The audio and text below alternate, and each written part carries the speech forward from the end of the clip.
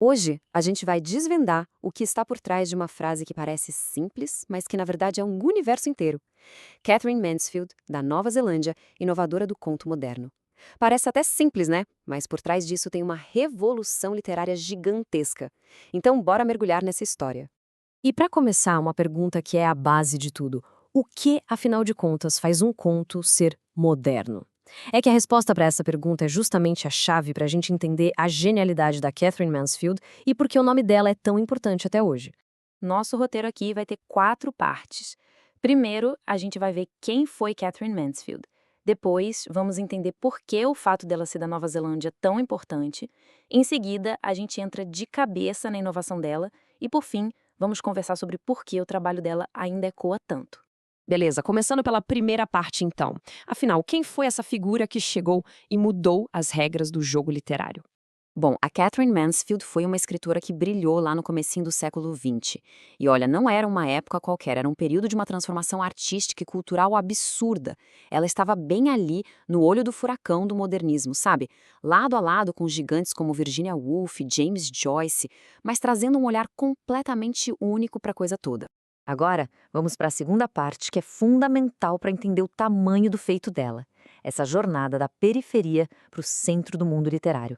Para a gente ter uma noção do contexto, é preciso entender o seguinte. No começo do século XX, ser da Nova Zelândia era como estar muito, mas muito longe de onde tudo acontecia. O universo literário era dominado por Londres, por Paris. Ser uma escritora neozelandesa era quase como gritar do outro lado do mundo e torcer para alguém te ouvir.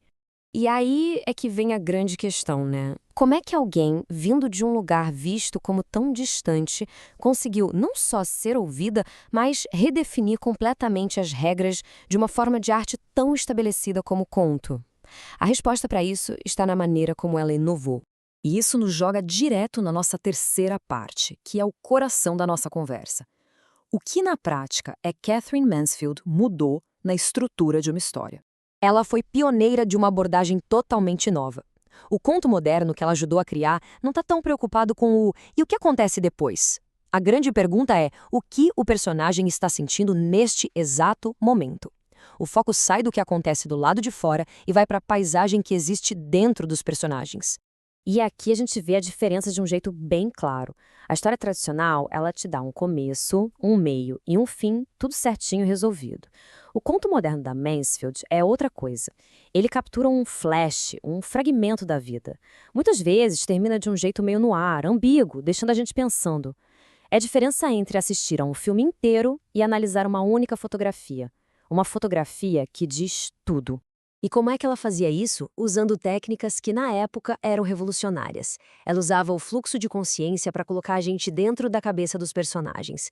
Encontrava um significado profundo em momentos que parecem banais, tipo uma festa no jardim, sabe? E ela criava finais que ficavam ecoando na nossa cabeça em vez de dar uma resposta pronta. Muitas vezes a atmosfera era muito mais importante do que a ação em si. Isso nos leva então para a nossa última parte.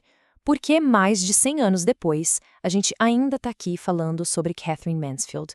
O ponto crucial é este. O maior legado dela foi uma virada de chave. Ela meio que democratizou a ideia do que é uma história.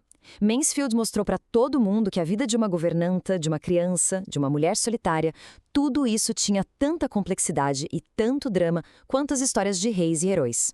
A profundidade não estava no grande evento, mas no jeito de olhar para as pequenas coisas. Essa frase aqui resume tudo perfeitamente. Ela não estava só colocando mais livros na estante, ela estava redesenhando a própria estante. Autores e autoras do mundo inteiro até hoje devem a ela a liberdade de poder explorar o que é pequeno, o que é sutil, o que é psicológico. E para a gente fechar, fica aqui uma reflexão que o trabalho dela provoca. Todo esse foco da Mansfield nos momentos que passam voando, isso nos faz pensar. Nas nossas próprias vidas, nessa correria cheia de barulho, quantos momentos de revelação, de beleza, simplesmente passam batido porque a gente não está prestando atenção. A obra dela é quase um convite para a gente prestar um pouco mais de atenção.